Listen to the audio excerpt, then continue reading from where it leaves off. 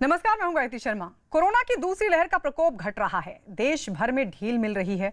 अब देश भर में स्कूल, कॉलेज और यूनिवर्सिटी खोलने की भी तैयारी की जा रही है। यानी स्कूल अब बच्चों को बुला रहे हैं। एक तरफ स्कूल खोलने की तैयारी है तो दूसरी तरफ तीसरी लहर आने का अंदेशा, जिसे बच्चों के लिए खतरनाक माना जा रहा है। और ऐसे में अगर स्कूल खुलते हैं तो बच्चे कैसे सुरक्षित रहेंगे, बच्चों को कैसे सुरक्षित रखा जाए, क्या सावधानी बरती जाए, उनके लिए वैक्सीन कब तक आ रही है और कोरोना संक्रमण बच्चों के लिए कितना खतरनाक साबित हो सकता है, इन सभी मुद्दों पर आज चर्चा करेंगे। चर्चा में हमारे साथ जुड़ रहे हैं फोर्टिस हॉस्पिटल लुधियाना से डॉक्टर विनय सिंघल, अपोलो हॉस्पिटल से क्रिटिकल केयर विभाग के चीफ फेफड़ा रोग विशेषज्ञ डॉक्टर रविंद्र मेहता हमारे साथ जुड़ेंगे। लेकिन इस बीच आपको बता दें, फोर्टिस हॉस्पिटल गुरुग्राम के बाल रोग विशेषज्ञ डॉक्टर राहुल भार्गव हमारे साथ जुड़ चुके हैं। वेदांता हॉस्पिटल गुरुग्राम के से हृदय रोग विशेषज्ञ डॉक्टर संजय मित्तल हमारे साथ हैं। और बच्चों के सामाजिक मानसिक विकास में स्कूल की महत्वपूर्ण भूमिका पर प्रकाश डालने के लिए, समझाने के लिए हमारे साथ जुड़ रहे हैं बनारस हिंदू विश्वविद्यालय के समाजशास्त्र विभाग से professor doctor Arvind Joshi. Masina hospital से संक्रामक रोग विशेषज्ञ डॉक्टर तृप्ति गिलाड़ा भी हमारे साथ कुछ देर में जुड़ेंगी। चर्चा की शुरुआत सबसे पहले डॉक्टर विनय सिंघल मैं आपके साथ करना चाह रही हूँ। सीरो सर्वे की रिपोर्ट सामने आई है। सर, सीरो सर्वे की रिपोर्ट क्या राहत दे रही है? क्योंकि उस रिपोर्ट के जरिए बताया गया है कि बच्चों को उतना बड़ा खतरा नहीं है। 67% जो लोग हैं उनमें एंटीबॉडीज मिली है, उनमें बच्चों को भी सर्वे में शामिल किया गया और बच्चों के अंदर भी एंटीबॉडीज मिली हैं। सर, कैसे देखें इस रिपोर्ट को?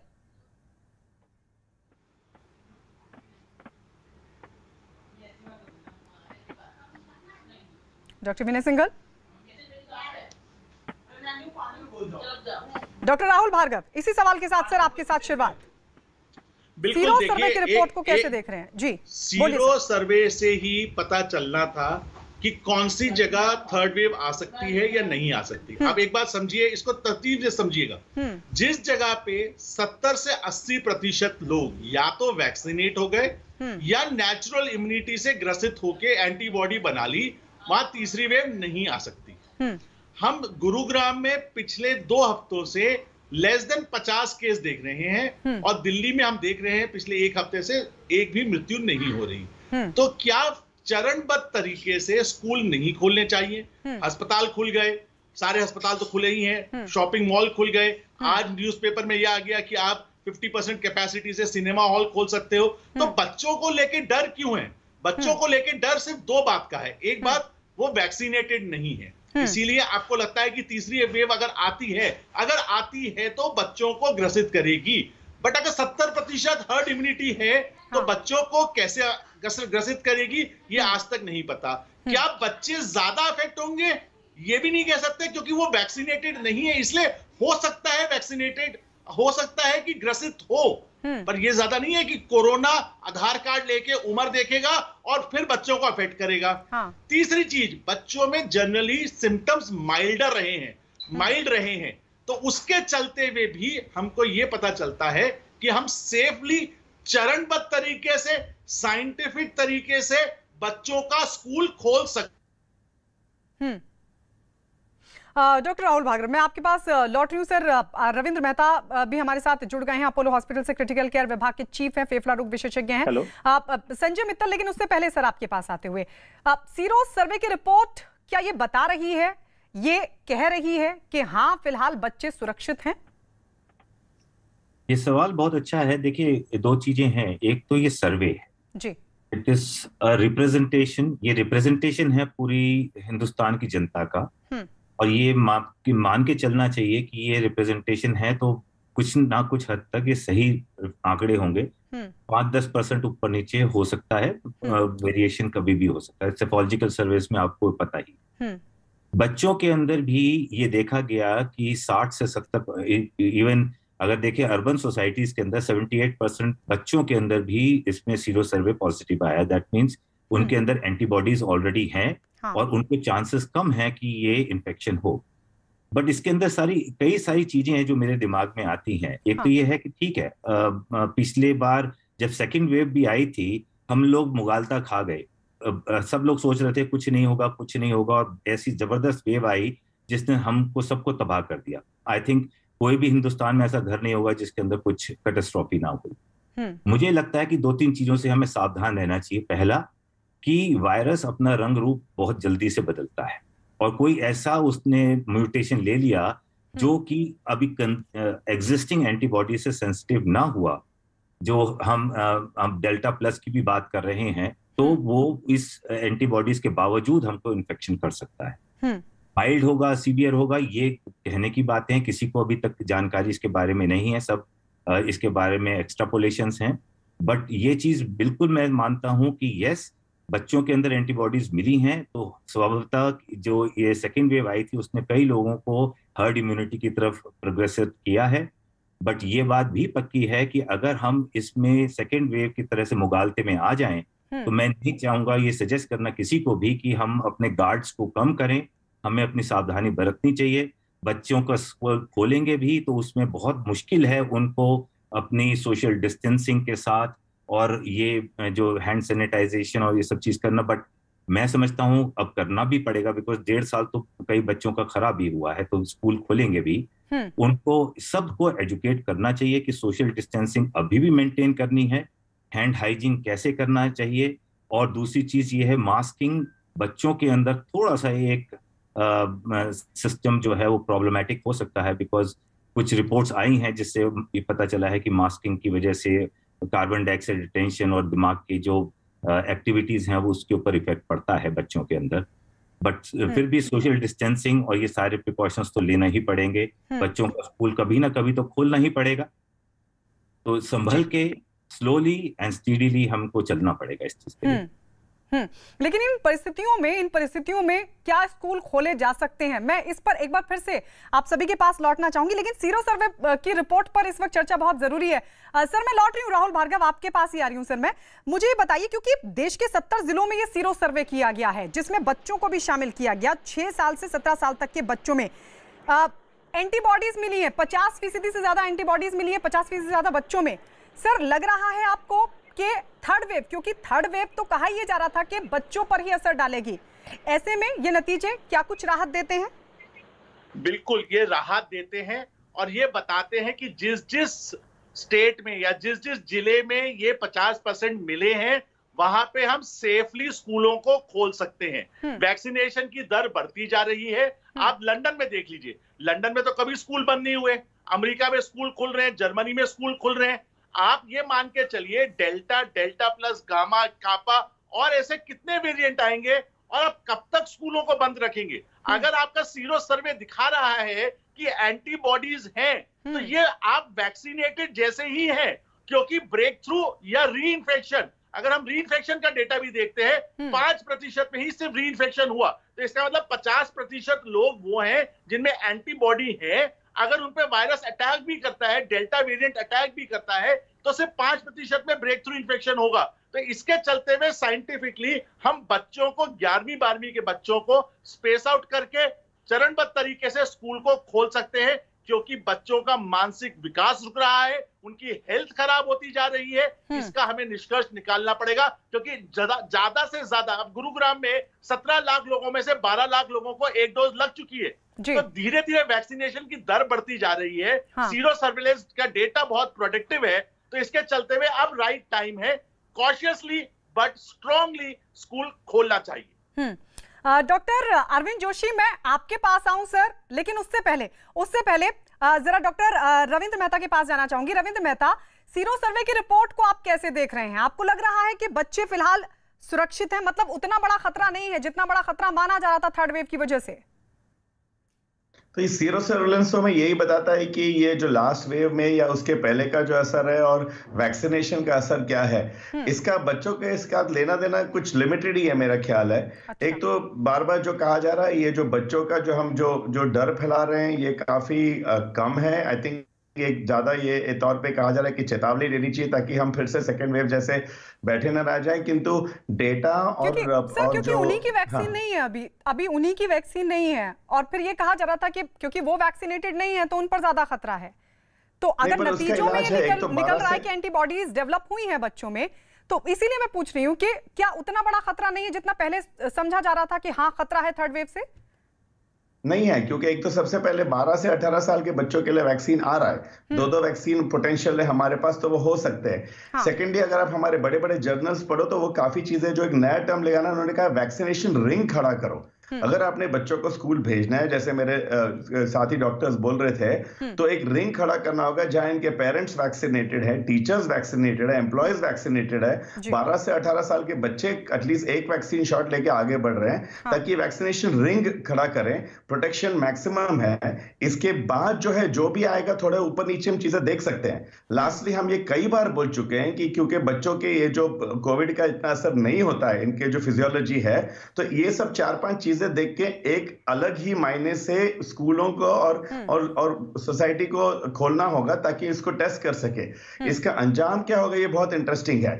दुनिया में दूसरे अगर जगह को देखो तो थोड़ा ऊपर नीचे होने वाला है। ये नहीं कि हमारे 100 बढ़ गए तो हम सारे वापस आ गए और चिल्ला रहे हैं कि ये क्या हो रहा है, हमारा स्ट्रेटेजी गलत है। ऊपर नीचे ये ढलान और चढ़ाव होने वाले हैं, इनको संभालने होंगे और एक लॉन्ग टर्म प्लान रखना होगा, एज लॉन्ग एज वैक्सीन है हमारे पास और ये सब चीजें हम इंप्लीमेंट कर सकते हैं।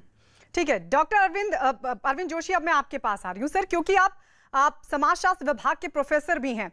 1.5 साल से बच्चे स्कूल नहीं गए हैं, क्योंकि ये कहा जाता है कि परवरिश 2 तरीके से होती है बच्चों की, एक तो पारिवारिक माहौल में और दूसरी होती है सामाजिक माहौल में। लेकिन सामाजिक माहौल से तो पूरी तरीके से कट गए हैं। किस तरीके का असर, मानसिक असर इस दौरान उन पर पड़ा है? क्या नुकसान हुआ है स्कूल बंद होने से? जी, बहुत सही आपने कहा। और अगर इसको संक्षेप में एकदम कहा जाए तो इसका बहुत नुकसान हुआ है। इसका नुकसान इस संदर्भ में भी देखा जाए कि जो छात्र हैं वो कोई होमोजीनियस ग्रुप नहीं है, उनकी अपनी अपनी सामाजिक आर्थिक विशेषताएं हुआ करती हैं। मैं अभी डॉक्टर्स के विचार को सुन रहा था तो 2 इशू सामने आते हैं इसमें। एक स्वास्थ्य संबंधी मुद्दा है और दूसरा जो है ई लर्निंग से संबंधित मुद्दा है। स्वास्थ्य संबंधी मुद्दे में आपने देखा कि जो 3 सर्वे हैं वो क्या बता रहे हैं, और अगर उन सर्वे को नहीं भी देखा जाए तो मेरा ये मानना है कि ऐसा नहीं है कि बच्चे अगर स्कूल नहीं जा रहे हैं तो वो घर से बाहर नहीं निकल रहे हैं या आसपास घूम नहीं रहे हैं। आप अधिकांश स्थानों पर देख सकते हैं बच्चों को इसी तरह से घूमते हुए, और बच्चों में से अधिकांश बच्चे ऐसे भी आपको मिलेंगे जो मास्क का प्रयोग भी नहीं करते हैं। दूसरी तरफ अगर हम इनके ई लर्निंग के हिसाब से अगर इनकी समस्याओं को देखें तो बहुत सारी समस्या हम लोग के सामने साफ साफ दिखाई देती है कि उसमें कैसे अनुकूलन का संघर्ष उनके सामने पैदा हो रहा है, उनके सामने किस प्रकार से टेक्निकल इश्यूज आ रहे हैं। बहुत सारे कंप्यूटर लिटरेसी का भी एक मुद्दा बहुत बड़ा है, टाइम मैनेजमेंट का मुद्दा आता है, सेल्फ मोटिवेशन का भी मुद्दा सामने आता है। तो अगर हम तीनों को देखें और सारे जो अध्ययन हुए हैं हाल ही के वर्षों में, बहुत सारे टेक्नोलॉजिकल और सोशल और पेडागोजिकल जो अध्ययन हुए हैं, वो ये अध्ययन बता रहे हैं कि ये जो ई लर्निंग वाली जो स्थिति है वो बहुत संतोषजनक नहीं है।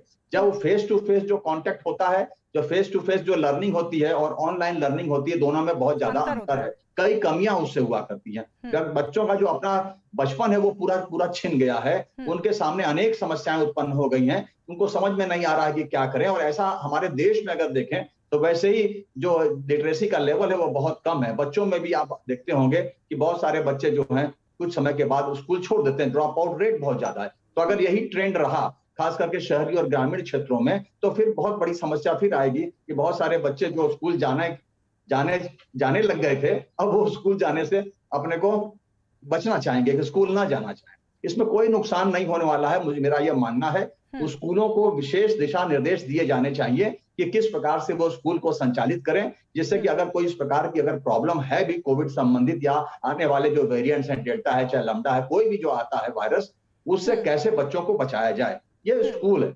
और स्कूलों में भी ये देखा जा सकता है आसानी से कि वैक्सीनेशन जो है बहुत सारे लोगों का हो चुका है, तो उन लोगों को आधार पर ये सुरक्षा की व्यवस्था हम लोग बना सकते हैं और बच्चों के लिए स्कूलों को तत्काल खोलने की आवश्यकता है, ये मेरा मानना है। जी सर, क्योंकि बहुत सारे बच्चे तो ऐसे जिनके अभी 1.5 साल में एडमिशंस हुए हैं, उन्होंने तो स्कूल देखा ही नहीं है, उनके लिए आपकी क्या एडवाइस होगी? मैं उसके लिए आपके पास लौटूंगी, लेकिन अब मैं विनय सिंघल आपके पास आ रही हूँ। डॉक्टर ये बताइए कब आ रही है वैक्सीन? क्योंकि एम्स के डायरेक्टर रणदीप गुलेरिया की तरफ से कहा गया कि सितंबर तक वैक्सीन आने की उम्मीद है। डॉक्टर विनय सिंघल। हेलो। हाँ सर, आवाज आ रही है आपकी? सर मुझे लगता है कुछ दिक्कत है। डॉक्टर संजय मित्तल। इसी सवाल का जवाब ये है कि सितंबर तक उम्मीद है कि बच्चों के अंदर ये वैक्सीन का एप्लीकेशन आ जाना चाहिए जी। बट मैं समझता हूं कि वैक्सीन से ज्यादा इफेक्टिव हर्ड इम्यूनिटी के लिए जो सेकेंड वेव के अंदर इन्फेक्शन इतना फ्लोरेंट रहा था, उसकी वजह से ज्यादा इम्यूनिटी आई है। और मैं समझता हूँ कि अगर आपने जैसे डेटा बताया था ये सीरो सर्वे का भी, रूरल एरिया के अंदर करीब 56% बच्चे जो हैं वो इम्यूनिटी वाले थे, और अर्बन एरिया में 78% जो बच्चे थे 18 साल से कम, उनके अंदर सीरो पॉजिटिविटी देखी गई थी। तो ये तो बात बिल्कुल सही है कि इम्यूनिटी है, और हमें ये देखते हुए कि बच्चों की इस समय इस 1.5 साल के अंदर सोशल हेल्थ, फिजिकल हेल्थ और साइकोलॉजिकल हेल्थ पे बहुत ज्यादा बुरा इम्पैक्ट पड़ा है। हमारे पास खूब सारे बच्चे आते हैं जो कि स्ट्रेसफुल रहते हैं, टेंशन, स्लीपलेसनेस और पता नहीं ब्लड प्रेशर जो छोटे छोटे बच्चों में हमें देखने को मिल रहा है, ओबेसिटी देखने को मिल रही है। ये सारी चीजें जो हो रही हैं ये बढ़ती जाएंगी, तो हमारी आगे वाली नस्ल क्या होगा मुझे नहीं पता। जल्दी से जल्दी स्कूल खोलने चाहिए, प्रिकॉशंस रखनी चाहिए, और जैसे डॉक्टर साहब ने भी बोला था कि एक वैक्सीनेशन रिंग हमको आइडेंटिफाई करके बनाना चाहिए, और सोशल डिस्टेंसिंग जरूर उनको बताने चाहिए। उम्मीद करते हैं सितंबर तक शायद हमको एप्लीकेशन आ जाए वैक्सीनेशन का, और हम उसमें सेटिस्फाइड हों। बट ये बात पक्की है, जितने हिंदुस्तान में बच्चे हैं उनको वैक्सीनेट करते करते कई महीने लगेंगे। डॉक्टर राहुल भार्गव कुछ कहना चाह रहे हैं बहुत देर से। डॉक्टर राहुल भार्गव, देखिए एक सिंपल सी बात है, 3 चीजें इसमें जरूरी है। जितने भी बच्चे, जितने भी लोग इस समय पहाड़ों पे गए, क्या उनके साथ बच्चे इन्वॉल्व नहीं थे? क्या अभी तक पिछले 1.5 महीने में, 2 महीने में नॉर्थ इंडिया में कोई कोविड के केसेस बढ़े? पहली चीज। दूसरी चीज, हम जो नंबर से ग्रसित हैं कि 40,000 नंबर, 50,000 नंबर, क्या कोरोना जाने वाला है? जनवरी में क्या कोरोना गायब हो जाएगा 2022 में? नहीं होगा कोरोना। हमारे को अपना प्रोस्पेक्टिव नंबर से, कोविड होने की जगह हमारा प्रोस्पेक्टिव चेंज करना पड़ेगा कि कोविड से कम जाने जाए और कम से कम हॉस्पिटलाइजेशन आए। नंबर्स तो होंगे, फ्लू की तरह मुझे होंगे, डॉक्टर मित्तल को होंगे, डॉक्टर विनय को होंगे, सबको कोविड होगा। हो सकता है दूसरी बार भी हो, पर दूसरी बार का डेटा बिल्कुल साफ है कि अगर रीइंफेक्शन होता भी है तो उसकी सीवियरिटी कम होती है। तो इसका मतलब यह हुआ कि अगर 70, 50, 60% बच्चे ऑलरेडी वैक्स और ऑलरेडी इम्यून हैं बिकॉज ऑफ नेचुरल इन्फेक्शन, तो वो ऑलरेडी हर्ड इम्यूनिटी की तरफ हैं। और हम जिसे हम वैक्सीन बबल कहते हैं, जब फ्लाइट से दुबई से दिल्ली हम जा सकते हैं वैक्सीन बबल में, तो वैसे ही स्कूल में भी वैक्सीन बबल बनाया जा सकता है। तो हमारे को इस डर से बाहर निकलना पड़ेगा कि कोविड हो जाएगा, कोविड होगा, कोविड यहीं रहेगा, बट हाँ उससे मृत्यु ना हो और अस्पताल की आवश्यकता ना पड़े, आईसीयू की। इसे सुचालित करने के लिए वैक्सीन और हर्ड इम्यूनिटी काम आएगी। इसी के संदर्भ में हमें प्रोस्पेक्टिव माइंडसेट पब्लिक को चेंज करना पड़ेगा और रोज देखना पड़ेगा कि मृत्यु दर किस प्रकार से 1000 से गिरते गिरते आज 400-500 के नंबर पे आ गई है। तो इसी माध्यम से, इन डेटा से, साइंटिफिक तरीके से स्कूल खोलने की किफायत को बढ़ाना चाहिए, लाउड करना चाहिए वॉइस को, और अगले हफ्ते तक मेजॉरिटी ऑफ स्कूलों को चरणबद्ध तरीके से 11वीं 12वीं के लिए एटलीस्ट खोलना चाहिए। डॉक्टर विनय संघल, लेकिन बहुत सारे बच्चे तो ऐसे हैं जिनको वैक्सीन नहीं लगे, क्योंकि ना तो उनको इन्फेक्शन हुआ है और ना ही अभी तक उनकी वैक्सीन आई है। फिर उनका क्या मतलब, उनको आप किस कैटेगरी में रखेंगे? वो सुरक्षित हैं या फिर नहीं है? Thank you, thanks. अभी आवाज आई आपकी आवाज नहीं आई, जी बोलिए। एक्चुअली जो बच्चे हैं, अगर आप ये देखें, एक डेटा अभी जो पब्लिश हुआ है रिसेंटली, जो कि पीसीएमएस डेटा भी है, पीसीएमसी डेटा है और पीजीआई चंडीगढ़ का भी डेटा है। उसमें उन्होंने जो बच्चों में स्टडी की, 6 से 18 साल के बच्चे जिनको की कभी वैक्सीन लगी ही नहीं, उसमें उन्होंने देखा है कि करीब करीब 70% इम्यूनिटी मिली है उनको, जो एंटीबॉडीज मिली है उन बच्चों में। ये बहुत ही इम्पोर्टेंट एक हमारे लिए एक इंफॉर्मेशन है। और इस इंफॉर्मेशन के साथ अगर हम ये देखें कि क्या हमारे वो बच्चे बाकी, एक जब हम हर्ड इम्यूनिटी की बात करते हैं, एक समाज में एक हर्ड इम्यूनिटी होती है जिससे कि हमारे को जो प्रोटेक्ट करती है किसी भी बीमारी को, तो उसमें हमेशा बोला जाता था कि 60%, 70% के करीब अगर बीमारी अगर हो जाएगी तो हमें हर्ड इम्यूनिटी मिल जाएगी। अगर ये हमारा 70% हम इस डेटा को लेके चलें कि 60% से ऊपर कहीं कहीं हमारा डेटा आ रहा है जो जिसमें एंटीबॉडीज मिल रही है, ये अब बाद में एक बात रहेगी, एक विषय रहेगा जिसमें कि हम बात कर सकते हैं कि ये कितनी प्रोटेक्टिव रहेगी। लेकिन एक 60 से 70% हमारे को एक इम्यूनिटी मिल रही है, एंटीबॉडीज मिल रही है। उन बच्चों में जिनको की कभी वैक्सीन लगा ही नहीं अभी तक हिंदुस्तान में। तो अब हम इसको देखें, डिफरेंट, ना सिर्फ ये पीजीआई चंडीगढ़ का है जो चंडीगढ़ के डिफरेंट एरिया से लिया गया है, बाकी कंट्री के हिस्सों से भी इन्होंने डेटा लिया, वहां भी करीब करीब इस तरह का डेटा आया है। तो ये एक शो करता है, एक हमें सजेस्ट करता है कि शायद हमारे बच्चों में भी कहीं ना कहीं इम्यूनिटी आ रही है, और जो कि हमें स्कूल ओपन होने पे ये हमें प्रोटेक्ट करेगी, हमारे बच्चों को प्रोटेक्ट करेगी जब ये स्कूल जाएंगे। आज नहीं तो कल हमें ये डिसीजन लेना पड़ेगा कि हमें स्कूल भेजना है बच्चों को। ये हम कब लेंगे? हाँ, ये हो सकता है कि आज हमारा नंबर ऑफ केसेस कम हो रहे हैं कंट्री में, एक हमारी कंट्री में नंबर ऑफ केसेस ना कम हो रहे हैं, मोर्टेलिटी कम हो रही है, तो शायद हम इस तरह से बोल पा रहे हैं इतना कि हमें स्कूल खोलने चाहिए। लेकिन क्या ये एक्चुअली क्या होगा ये कोई नहीं जानता, क्योंकि हमें पता तभी चलेगा जब हम बच्चों को अपने स्कूल भेजना शुरू करेंगे। और ये हम सिचुएशन हमेशा रहेगी। ये क्या थर्ड वेव अगर आ जाती है, थर्ड वेव के बाद क्या हम श्योर हैं कि वो नहीं रहेगा ये सिचुएशन, फोर्थ वेव नहीं आएगी या फिफ्थ वेव नहीं आएगी? कौन कह सकता है इसके बारे में? तो ये बहुत जरूरी है कि हमारे को एक डिसीजन लेना पड़ेगा। हाँ, ये जरूर है कि हमें साथ साथ एक डेटा देखते रहना चाहिए, ट्रेंड देखते रहना चाहिए कि अगर हमारे केसेस बढ़ते हैं, अगर हमारे केसेस कंट्री में केसेस बढ़ रहे हैं, मोर्टेलिटी बढ़ रही है, डेथ्स बढ़ रही हैं, आईसीयू एडमिशंस, हॉस्पिटल एडमिशंस बढ़ रहे हैं, तो हमें उस समय अपने आप को चौकन्ना रहना चाहिए और फिर हमें तुरंत लगाम भी लगानी चाहिए कि नहीं, अब स्कूल क्लोज करने का भी टाइम आ गया है। आप आज यूके में देखें, आप 50,000 से ऊपर करीब केसेस पहुंच गए थे और फिर भी जो एडमिशन है उनके हॉस्पिटल्स में ज्यादा नहीं हो रही थी। तो एक पॉजिटिव साइन है जो कि उनके इम्यूनाइजेशन को भी दिखाता है कि immunization is protective for them. Doctor Ravindra Mehta, क्योंकि अब माँ बाप को तो यही है, पेरेंट्स तो यही सोच रहे हैं, क्योंकि उनके मन में डर है अभी बहुत ज्यादा। अब भले ही स्टेट्स अपने अपनी तरीके से स्कूल खोलने की तैयारी में हो, कईयों की तरफ से तो ऐलान भी कर दिया गया है, लेकिन पेरेंट्स को तो अभी भी डर बना हुआ है ना। वो तो यही सोच रहे हैं कि हमको तो चलो वैक्सीन लग गई, लेकिन बच्चों को अगर वैक्सीन लग जाए तो ही हम स्कूल भेजें।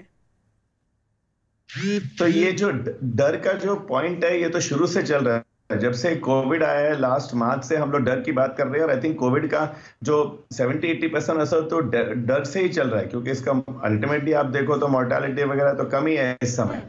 तो 2-3 चीजें हैं। एक तो ये जो हम लोग सीरो सर्वेलेंस की बात कर रहे थे, इससे कॉन्फिडेंस बिल्डिंग भी हमें होना चाहिए कि अगर हमारे बच्चे 50 से 70% इन्फेक्टेड थे और अगर मोर्टेलिटी नहीं हुआ है, अगर हमारे स्टैटिस्टिक्स एक्यूरेट हैं, इसका मतलब है कि डेल्टा के बावजूद, ये पॉजिटिव होने के बावजूद बच्चों को कुछ ज्यादा हुआ नहीं है। ये अपने आप में एक कॉन्फिडेंस बिल्डिंग एक्सरसाइज है।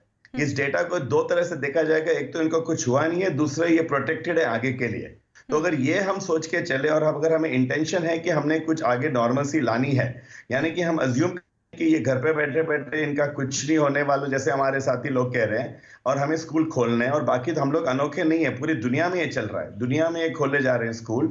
और अगर हम इसके आगे ये प्रोटेक्शन डिवाइसेस, प्रोटेक्शन के सारे मैकेनिज्म्स डाल दें, तभी हम ये खोल पाएंगे। और जैसे मेरे साथियों ने बोला, अप्स एंड डाउन्स आने वाले हैं।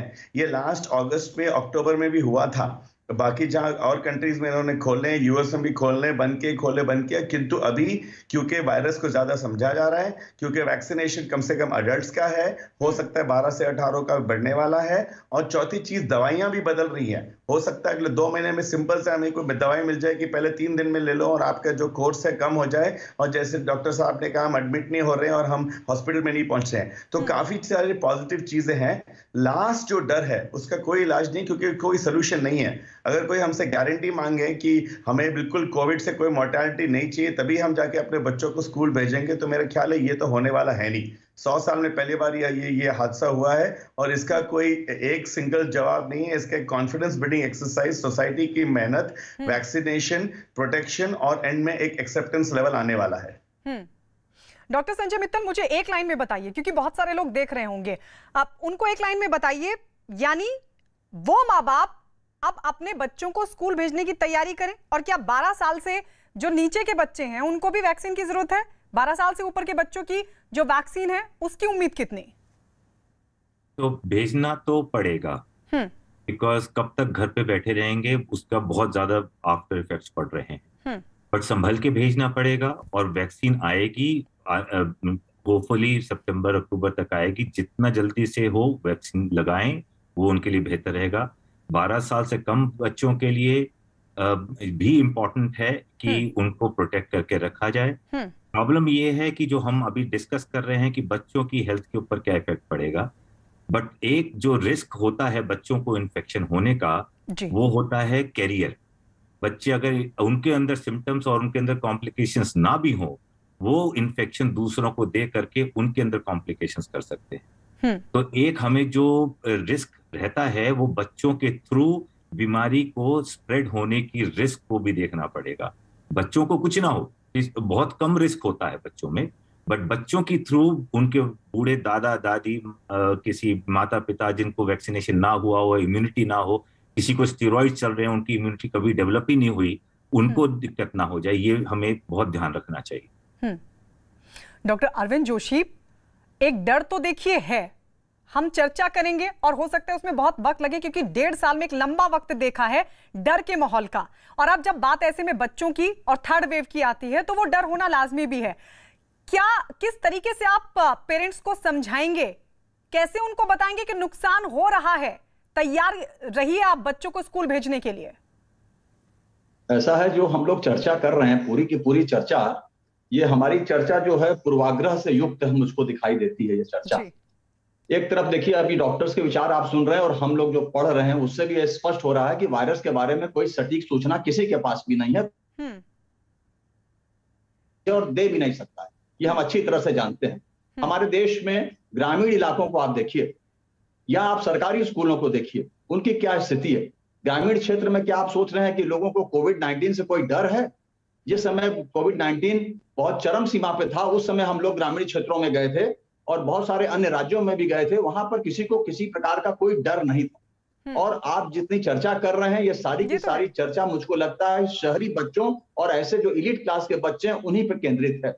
हमको उन हजारों गरीब बच्चों को भी देखने की आवश्यकता है कि वो हजारों गरीब बच्चे जो हैं उनके अंदर किस प्रकार का भाव है, या जो ये स्थिति पैदा हुई है स्कूल बंद होने से, उनकी क्या स्थिति है। एक भी दिन उनका क्लास नहीं चला है, इतना दिन हो गए, इतने वर्ष हो गए, पूरा 1.5 वर्ष हो गया है, आने वाला है ये 2021 भी लग रहा है कि उसी की बलि चढ़ जाएगा, और इन बच्चों ने एक भी क्लास उसमें अटेंड नहीं किया है। उनके अभिभावकों को भी कोई डर नहीं है, बच्चों को भी कोई डर नहीं है, लेकिन हम लोगों को ये सोचना चाहिए कि ये कोई खतरा न बन जाए। जैसा कि अभी डॉक्टर साहब कह रहे थे कि वो कैरियर हो सकते हैं, लेकिन ग्रामीण क्षेत्रों में जिस प्रकार से देखा गया कोविड का प्रभाव या कोविड संबंधित जो मरीज हैं उनकी संख्या बहुत ज्यादा नहीं रही, और उन बच्चों के बारे में हम लोग ज्यादा चर्चा नहीं कर रहे हैं कि जिनके लिए तत्काल स्कूल खोल दिए जाने चाहिए। ये स्कूल खोल दिए, ऐसे डरते रहेंगे तो डरने से कोई काम नहीं चलेगा। और मैंने पहले भी आपसे कहा है कि स्कूलों में इस प्रकार की व्यवस्था बनाई जानी चाहिए, जिसको हम लोग बना सकते हैं बहुत अच्छी तरह से, और विशेषकर जिनकी हम ज्यादा चर्चा कर रहे हैं उन स्कूलों में तो ये सब तुरंत हो सकता है। उनके पास तो सारी की सारी सुविधाएं उपलब्ध है, वो उस तरह के विकल्पों को भी रख सकते हैं कि क्या बच्चों का ज्यादा जो है आपस में मेल जोल ना हो, या बच्चे किस प्रकार से कोविड-19 की जो गाइडलाइंस है उसका पालन करें, और उसका पालन वो सुनिश्चित कर सकते हैं।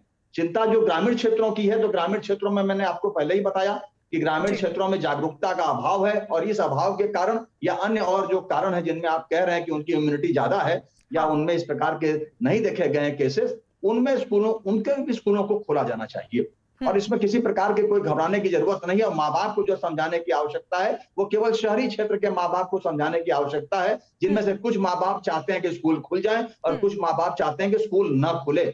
लेकिन आप बच्चों को, अगर हम माँ बाप से पूछिए जो चाहते हैं कि स्कूल ना खुले, उनसे पूछिए कि क्या उनके बच्चे जो हैं हमेशा मास्क लगाते हैं, सोशल डिस्टेंसिंग का पालन करते हैं, या बाहर निकल के खेल नहीं रहे। सारे के सारे प्लेग्राउंड्स में आप देखिए बच्चे खेल रहे हैं, पूरे बाजार में आप देख सकते हैं। अभी मैं नैनीताल गया था और डॉक्टर साहब जैसा बता रहे थे, मसूरी में देख लीजिए, हिमाचल में पूरा देख लीजिए, बच्चों की संख्या हजारों में थी, और सब पूरे बाजार में बच्चे ही बच्चे। बिल्कुल, डॉक्टर अरविंद जोशी ने कह दिया कि पूर्वाग्रह से ग्रसित ये चर्चा, हमारी कोशिश यही है कि इस चर्चा से सकारात्मक माहौल बने, और कोशिश भी यही है कि लोगों तक भी सही संदेश पहुंचे। हम एक छोटा सा ब्रेक फिलहाल लेंगे, एक छोटा सा ब्रेक हम लेंगे, और उसके बाद समझना चाहेंगे कि व्यवस्था कैसी होनी चाहिए, किस तरीके की व्यवस्था हो, क्या सावधानियां बरतें जब बच्चे स्कूल पहुंचे, माँ बाप किस तरीके से तैयारी करें, उस पर चर्चा होगी, लेकिन एक छोटे से ब्रेक के बाद। तो कई राज्यों की तरफ से स्कूल खोलने की तैयारी है, लेकिन इस सब के बीच सवाल ये है कि क्या बच्चे सुरक्षित रहेंगे। सभी खास मेहमान लगातार हमारे साथ बने हुए, लेकिन सबसे पहले डॉक्टर विनय सिंघल, मैं आपके पास आने जा रही हूँ। सर, ये बताइए कि फिर कैसी व्यवस्था हो स्कूलों में, क्योंकि बच्चों की तो वैक्सीन अभी नहीं है, उम्मीद जरूर है, लेकिन अगर स्कूल खोले जाते हैं, क्योंकि कई स्टेट्स की तरफ से तो तैयारी कर ली गई, कुछ इस मंथ में ही खोलने जा रहे हैं तो कुछ अगले मंथ में खोलेंगे, ऐसे में किस तरीके की व्यवस्था होनी चाहिए? देखिए, ऐसा है कि WHO ने भी जो कहा है स्कूल खुलने के बारे में, और CDC की जो गाइडलाइंस आई हैं वो सब यही बोल रहे हैं कि स्कूल खोलने हैं। पहले हमें लगता था कि शायद बड़ी क्लासेस को हमने पहले खोलना चाहिए, पर WHO कंटिन्यूसली ये बोल रहा है कि आप पहले छोटी क्लासेस को आप शुरू करिए, जिसमें कि चांसेस ऑफ स्प्रेड और जो स्प्रेड कर सकते हैं वो बच्चे यूजली कम स्प्रेड करते हैं इन्फेक्शन। तो पहले हमें जो है छोटे बच्चों को एक क्लासेस में शुरू करना, प्राइमरी क्लासेस हम शुरू करनी चाहिए। इसके अलावा जो एक पहले भी एक व्यवस्था बनाई गई थी, लास्ट जो फर्स्ट वेव के बाद एक व्यवस्था बनी थी जिसमें कि उन्होंने 50% या 30% बच्चों को उन्होंने बुलाना शुरू किया था स्कूल में। इस तरह की जो व्यवस्था थी वो एक बहुत अच्छा है, जिससे कि हम सोशल डिस्टेंसिंग भी मेंटेन करते हैं। और क्योंकि बच्चों को ये समझा पाना कि सोशल डिस्टेंसिंग और मास्क लगाना ये बहुत बहुत मुश्किल है, खास करके प्राइमरी जो बच्चे हैं, प्राइमरी क्लासेस के जो बच्चे हैं, उनको बहुत मुश्किल है समझा पाना कि हम एक सोशल डिस्टेंसिंग करनी है। मास्क लगाना काफी हद तक वो सीख गए हैं ज्यादातर, जो क्योंकि बड़ों को भी देख रहे हैं और वो बच्चे उसी तरह से बिहेव करते हैं जिस तरह से बड़े कर रहे हैं। उस लिहाज से वो मास्क काफी हद तक लगाना सीख गए हैं। जिन घरों में लोग मास्क लगाते हैं, बड़े मास्क लगाते हैं, वो बच्चे भी मास्क लगा रहे हैं। अब यहाँ पे एक प्रॉब्लम आती है हमारी, एक ट्रांसपोर्ट की एक बहुत बड़ी प्रॉब्लम आती है, क्योंकि ज्यादातर स्कूल्स जो हैं वो अपने जो वैन्स हैं उनकी, उस वैन के लिए वो 30% 40% बच्चों को लेके जाएंगे, किस तरह से करेंगे और उसको किस तरह से एक जो खर्चा होगा उसके ऊपर उसको सह पाएंगे या किस तरह से उसको लगाएंगे बच्चों के ऊपर। अल्टीमेटली ये आएगा बच्चों के ऊपर, पेरेंट्स के ऊपर ही आएगा।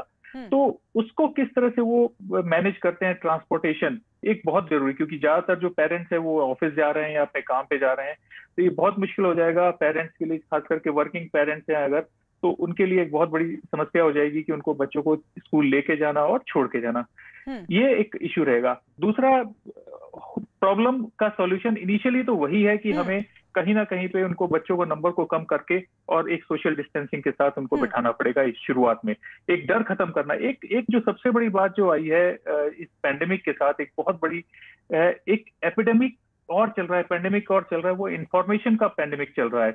तो इस पैंडेमिक वो इंफॉर्मेशन इतनी सच है, कितनी गलत है, कितनी सही है, ये कहना बड़ा मुश्किल हो जाता है। और इनफैक्ट WHO ने एक टर्म निकाली, इन्फोडेमिक। इसको फ्लैटन कैसे करना है, इसको खत्म कैसे करना है, ये बहुत बड़ी ये नया एक टर्म सामने आ रही है। इन्फोडेमिक को कैसे खत्म किया जाए, जो हमारे सोशल मीडिया पे एक इंफॉर्मेशन चल पड़ती है और उसको हम एक दूसरे को स्प्रेड करते हैं, तो उसको हमें कम करना चाहिए, क्योंकि जो एक इंफॉर्मेशन से जो ज्यादा मिस इन्फॉर्मेशन है वो हमें ज्यादा अट्रैक्ट करती है, और इस वजह से हम शायद कई चीजें हम अपने स्कूल्स में, अपने ऑफिस प्लेसेस पे या अपने सोसाइटी में शायद नहीं कर पाते हैं। तो उसको हमें कैसे कंट्रोल करना, एक ये भी समस्या बहुत बड़ी है। और डेफिनेटली हमें सोशल डिस्टेंसिंग के साथ थोड़ी कम अटेंडेंस के साथ शुरुआत में हमें लेने चाहिए, क्लासेस शुरू करनी चाहिए। दो तरफा ये जिम्मेदारी, दो तरह की एक जिम्मेदारी हो सकती है। एक जिम्मेदारी को हम पेरेंट्स पे डाल सकते हैं और दूसरी जिम्मेदारी अब स्कूल प्रशासन की भी और सरकारों की भी, कि अगर वो खोलने जा रही हैं स्कूल या यूनिवर्सिटी तो व्यवस्था को सुनिश्चित करें। सबसे पहले मुझे लगता है पेरेंट्स से पहले हम उसी पर बात कर लें। इसे डॉक्टर राहुल भार्गव, मैं इसी जिम्मेदारी वाले सवाल के साथ आपके पास आ रही हूं। प्रशासन की क्या जिम्मेदारी होनी चाहिए? स्कूल तो आप खोलने जा रहे हैं, लेकिन उसके लिए बच्चों के लिए क्या माहौल हो, ताकि, क्योंकि जाहिर सी बात है अभी किसी को नहीं पता, 1.5 साल पुराना ये वायरस है, अभी सिर्फ संभावनाओं पर ही बात हो रही है। ऐसे में फिर भी उस खतरे की संभावना को ध्यान में रखते हुए किस तरीके की सुविधा होनी चाहिए, कैसे बच्चे सुरक्षित माहौल में पढ़ सकें, जा सके, कैसी व्यवस्था? सबसे पहले right information, information based on science and scientific knowledge, one. Second, enforcement, जो हम इंफॉर्मेशन हो गई उसको इन्फोर्स कैसे करेंगे हम? टेस्टिंग, ट्रैकिंग, टेस्ट, ट्रीटमेंट और टीका सबकी बात करते हैं, बट इन्फोर्स कौन करेगा? प्रशासन की सबसे बड़ी जो चुनौती है वो इन्फोर्समेंट की है। अगर हम ये सोच लें कि पब्लिक मान जाएगी या बच्चे अपने आप मास्क लगा के बैठे रहेंगे, बिल्कुल ओबीडियंट बन जाएंगे, वैसा नहीं होगा। अगर हम पहली वेव की बात करें, हांगकांग में, साउथ कोरिया में सोशल डिस्टेंसिंग के साथ एग्जाम भी हुए और क्लासेस भी खुली, तो इन्फोर्समेंट कराना सबसे ज्यादा जरूरी है। तीसरी इंपॉर्टेंट चीज, प्रशासन को मुस्तैदी के साथ में टेस्टिंग और ट्रैकिंग की सुविधा को बढ़ाना आवश्यक है कि कोई भी अगर सिम्टम आता है तो उसको कोरोना मान के टेस्ट करें और ट्रैक करें। उसी तरीके से हम जल्द से जल्द आइसोलेट कर पाएंगे। और चौथी इंपॉर्टेंट चीज जो है, जितना भी हॉस्पिटल स्कूल का स्टाफ है, वो टीचर्स हो या एंसिलरी स्टाफ हो या पेरेंट्स हो, उनको 2 टीके लगने जरूरी है। और हम ये जानते हैं कि 2 टीके से कैरियर स्टेट को भी हम 30-40% से ब्रेक डाउन कर सकते हैं। तो इस तरीके से वैक्सीन बबल बनेगा, बायो बबल जिसे कहते हैं, और बच्चे सेफली पढ़ के अपनी मानसिक संतुलन को वापस पा पाएंगे। इसके लिए प्रशासन को मुस्तैद रहना पड़ेगा, चुस्त रहना पड़ेगा और साइंस के बेसिस पे डिसीजन में लेना पड़ेगा, ना कि जज्बातों पे या नीजक रिएक्शन। डॉक्टर रविंद्र मेहता, मैं फिर उसी संभावना पर बात करूं। सर, एक खतरे की कुछ % खतरे की संभावना को तो लेकर चलना होगा। ऐसे में जहां घर से बाहर निकलकर बड़े ही कोरोना प्रोटोकॉल का पालन नहीं कर रहे हैं, ऐसे में कैसे होगा स्कूलों में? किसकी जिम्मेदारी? ये जो जिम्मेदारी का सवाल है, आई थिंक अगेन ये 1.5 साल से चल रहा है कि हमने शुरू में सोचा कि ये सब चीजें गवर्नमेंट करने वाली है। फ्रैंकली एज अ डॉक्टर हमको इतना बता सकते हैं कि जब कोविड आया हमारे दरवाजे पे, तो गवर्नमेंट का रोल तो काफी कम हमें महसूस हो रहा है। गवर्नमेंट प्रोटेक्शन कर सकती है, गाइडलाइंस दे सकती है, हमें बोल सकती है ये करो वो करो, किंतु लास्ट माइल जो है, आखिरी एंड तक इंप्लीमेंट करना गवर्नमेंट का रोल कम है। कोविड ने हमें ये सिखाया है कि हम सारे लोग इसमें एक्चुअली साथ में है। ये सब स्टेक होल्डर जो टर्म है अंग्रेजी का, यहाँ बहुत ही वैलिड है कि यहाँ टीचर्स है, स्कूल है, पेरेंट्स है, बच्चे हैं, घर वाले हैं और सोसाइटी है। सबको मिलकर एक सोल्यूशन निकालना होगा अपने इकोसिस्टम के लिए। ये इतने बड़े देश में कहीं से तो गवर्नमेंट के गाइडलाइंस आएंगे, WHO के आएंगे, CDC के आएंगे, वो सिर्फ गाइडलाइंस है। किंतु अपने घर के अंदर, अपने स्कूल के अंदर, चाहे गवर्नमेंट हो चाहे प्राइवेट हो, अलग अलग माहौल है, एक अलग ही एक इंतजाम करना होगा जो लोकल इकोसिस्टम ही कर सकता है। दूसरी बात है हाइब्रिड मॉडल्स। हो सकता है कि जैसे पहले कहा गया था कि गवर्नमेंट स्कूल्स में कहां से कर रहे हैं, बेचारों का एजुकेशन नहीं हुआ है। जहां तक ये शहरों में है, ये हाइब्रिड मॉडल शुरू करेंगे धीरे धीरे, कुछ हद तक सोशल डिस्टेंसिंग में हाइब्रिड मॉडल, जहां थोड़ा ऑनलाइन चल रहा है, थोड़ा ऑफलाइन चल रहा है, थोड़ा आसान हो जाता है। लास्टली आसपास का एनवायरनमेंट भी देखना होगा। जहां कोविड बहुत फैल रहा है, जिनका जो हम टेस्ट पॉजिटिविटी रेट जो देख देख के लोग गवर्नमेंट्स खोल रहे हैं, जहां ज्यादा है वो नहीं कर सकते ये सब, तो हमें देखना होगा कि बढ़ रहा है तो फटाफट कुछ एक्शन लो। तो टेस्ट पॉजिटिविटी रेट ये सब, तो ये सब चीजों के लिए एक लोकल मैनेजमेंट अगर ध्यान से देखे तो कुछ हद तक कम से कम हम खोल सकते हैं, मॉनिटर कर सकते हैं। आगे बढ़ना है, पीछे आना है कि खोलना है, ये भी सोच सकते हैं। एक पूरा प्लान बनेगा। तो मेरा मायने यही रहेगा, छोटे छोटे यूनिट्स में देखना होगा। कोविड में तो हमने खासकर ये देखा है सेंट्रल लेवल में लिमिटेड एफिशिएंसी है कि छोटे छोटे यूनिट्स अगर अपना घर संभालेंगे तो काफी सारे कम से कम सक्सेसफुली ये कर पाएंगे। डॉक्टर अरविंद जोशी, कैसा माहौल होना चाहिए स्कूल में? क्या कहा आपने? किस तरीके का माहौल होना चाहिए? अब जब 1.5 साल बाद स्कूल खुलने जा रहे हैं, हालांकि छोटे बच्चों के लिए भी नहीं, वो धीरे धीरे चीजें आगे बढ़ेंगी, लेकिन किस तरीके की एडवाइस होगी आपकी स्कूलों को लेकर? देखिए, स्कूल खुलने चाहिए और मैंने आपसे पहले ही कहा था कि जहां पर ई लर्निंग के आधार पर टीचिंग नहीं हो रही है, जहां डिजिटल प्लेटफॉर्म पे सुविधा उपलब्ध नहीं है, वहां पर एक दूसरी तरह की व्यवस्था करनी है। और जहां शहरी क्षेत्रों की बात है, वहां दूसरी तरह की करनी है। और ये विचार बार बार सामने आ रहा है कि हम लोग को ऑनलाइन टीचिंग और ऑफलाइन टीचिंग दोनों को मिला के चलना चाहिए, जिसको हम लोग बोलते हैं कि ब्लेंडेड लर्निंग। तो ब्लेंडेड लर्निंग उपागम जो है वो अब प्रचलन में हमको लाना पड़ेगा।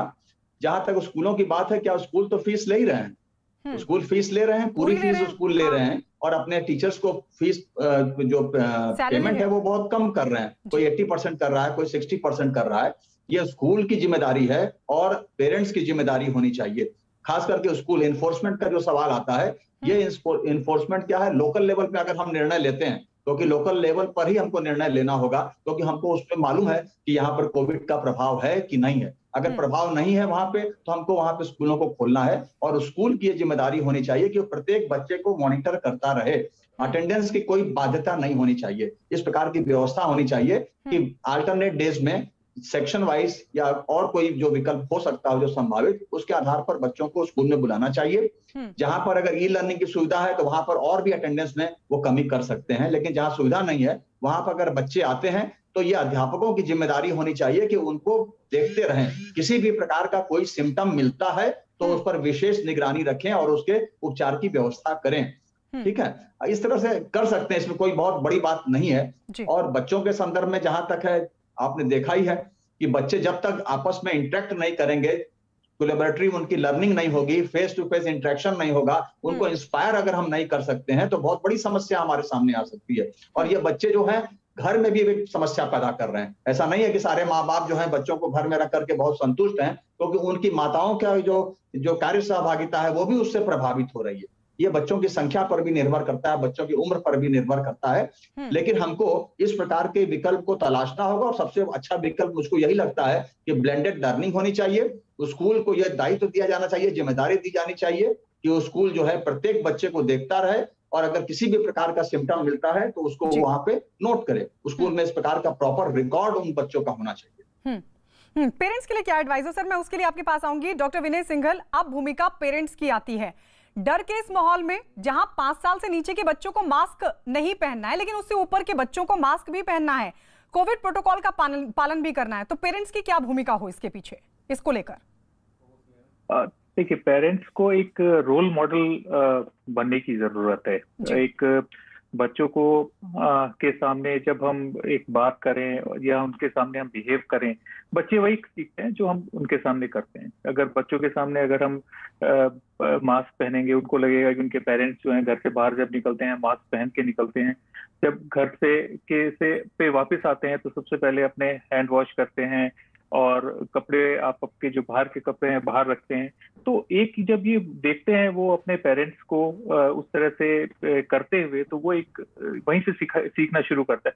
दूसरा, पेरेंट्स के लिए और जरूरी है कि वो एक उनको आगे जो स्कूल में जब वो जा रहा है, बच्चा स्कूल के लिए जा रहा है, तो उसको भी एक उसको करना पड़ेगा, सिखाना पड़ेगा कि वो स्कूल में जाके किस तरह से कोविड अप्रोप्रिएट बिहेवियर कैसे करना है। क्योंकि जब तक वो बच्चों को बात बताई नहीं जाएगी बार बार कि वो जब स्कूल में जाएंगे तो अपना डिस्टेंस बना के रखेंगे और दूसरों से दूर रहें, कहीं भी आप हैंड शेक नहीं करें, डेफिनेटली वो फिजिकल एक बहुत ज्यादा एक रिलेशंस होते हैं बच्चों में, आपस में एक दूसरे से टच करते हैं, वो लोग गेम्स खेलेंगे या जिस तरह से भी रहेंगे वो आपस में एक दूसरे को टच हमेशा करते हैं।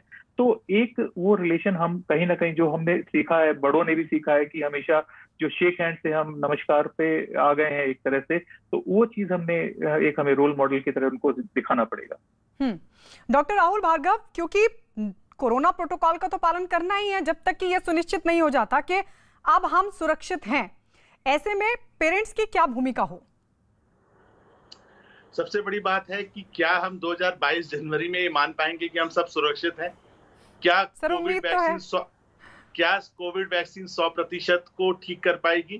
तो इसका उत्तर ये है कि जब तक आपके पास हम और बेहतर टेक्नोलॉजी नहीं लाते, मास्क आपका साथी रहेगा।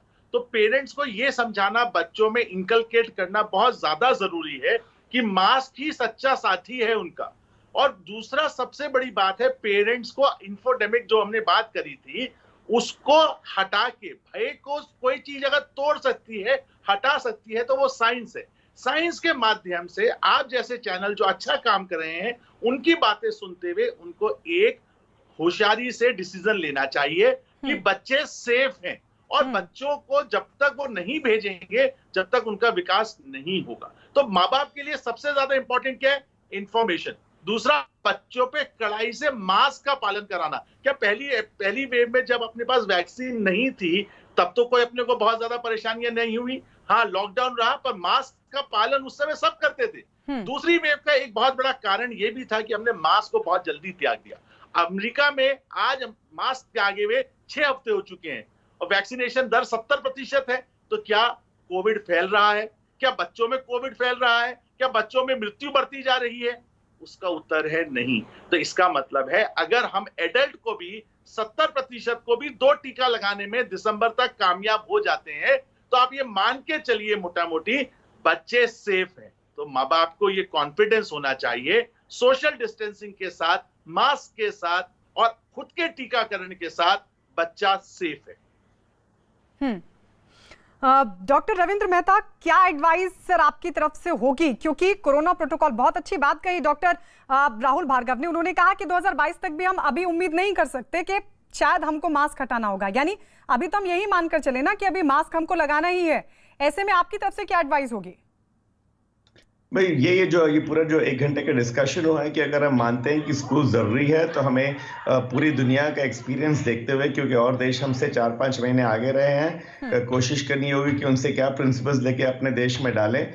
हमारे हमें खुद के जो सिचुएशन है, अर्बन, रूरल, गवर्नमेंट, प्राइवेट को माप के हमें कुछ ना कुछ करके खोलना होगा। और मैं एक लास्ट थॉट जो छोड़ना चाहता हूँ इस फोरम में, वो ये है कि हमें सोचना होगा कि अगर हमारे पास कम वक्त है स्कूलों में, अगर स्कूलों में वक्त कम है, तो क्या हमारा टीचिंग सिस्टम ये एक अपॉर्चुनिटी को देख सकता है कि हमें एक्चुअली देखना होगा कि इन बच्चों को साल में हम पढ़ा कर रहे हैं, क्या जरूरी है, और क्योंकि हमारे पास टाइम कम है, वही जरूरी चीज इनके शॉर्ट और लॉन्ग टर्म एजुकेशन में डाला जाए। ये पॉइंट अभी तक मैंने कहीं देखा नहीं है कि कम से कम जो कंटेंट है उसी को सुधारो, ताकि उस वक्त में इनका जो भला है, इतने रिस्क लेके, इतने डिस्कशंस लेके, इतना ध्यान लेके हम करने वाले हैं, एक अच्छी तरह एक प्लानिंग किया जाए। इससे नॉट ओनली हम इनका जो एजुकेशन एक्सपीरियंस बढ़ा पाएंगे, ये जो है रिस्क लेना वर्थवाइल होगा, और हो सकता है लॉन्ग टर्म में एक अच्छा सा हमारे पास रेवोल्यूशन आ जाए टीचिंग सिस्टम्स में। डॉक्टर अरविंद जोशी, माफ कीजिए सर, मैं आपके पास नहीं आ पाऊंगी, वक्त की कमी है। आप सभी का बहुत बहुत शुक्रिया हमारे साथ जुड़ने के लिए। डॉक्टर विनय सिंघल, राहुल भार्गव, डॉक्टर रविंद्र मेहता, अरविंद जोशी, संजय मित्तल भी हमारे साथ जुड़े थे, उनका भी बहुत बहुत शुक्रिया इस चर्चा में शामिल होने के लिए।